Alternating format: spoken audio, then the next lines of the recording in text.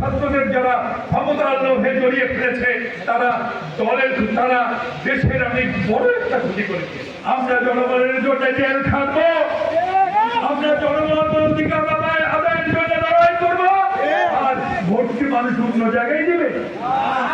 এই 15-16 বছরে আমাদের পাশে দাঁড়িয়ে কোন দল এসে বলে নাই আমরাও আপনাদের মতোই আমরাও জীবন দিব, আমরাও জেল খাটবো। অনেক পবিত্র এই দল, একজন দেশপ্রেমিক নেতা তিনি 100% দেশপ্রেমিক, সেই দলের মধ্যে থেকে আপনি অনেকেই এই সম্মেলন বা বিভিন্ন জায়গায় মৌসুমী পাখিরা আসছে, আজকে আসতে পারে দুর্নীতিবাদ, চোর, আওয়ামী দখলদারদের মতো গুন্ডা পান্ডার স্থান এই বিএনপির সাথে চাই না রে ভাই। জনগণের অত্যাচারকারী কোন ব্যক্তি আমাদের যেখানে যে ইউনিটে আছেন একদম পরিষ্কার করে ফেলুন। আগামীতে জনগণ যদি আল্লাহর রহমতে আমাদের সুযোগ দেয়, ফ্রেশ, অনেস্ট, সিনসিয়ার, প্যাট্রিয়ট একটা টিম নিয়ে ইনশাআল্লাহ আমাদের নেতা তারেক রহমানের দলের নেতৃত্ব, ছাত্ররা যাদের মধ্যে কোনো নীল, যাদের মধ্যে কোনো লোভ থাকবে না ক্ষমতার, এরকম একটি করছি থাক, সেই ছাত্রদের মধ্যে যখন দেখি ক্ষমতার লোভ তখন মনে কষ্ট লাগে। ছাত্রদের যারা ক্ষমতার লোভে জড়িয়ে ফেলেছে তারা দেশের অনেক বড় একটা ক্ষতি করেছে।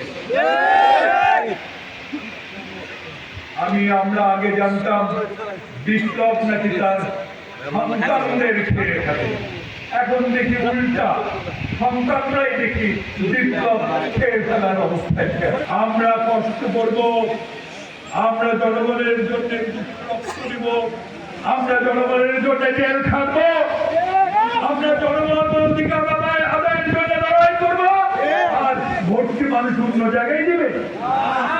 কোথায় কোথায় বলে আন্দোলন, আমাদের ঈদের পরে আন্দোলন। আরে ভাই, এই 15 বছর ঈদের পরে যে আন্দোলন, এই কথা বলার সাহস আমরা অন্য কোনো দলকে পাই নাই।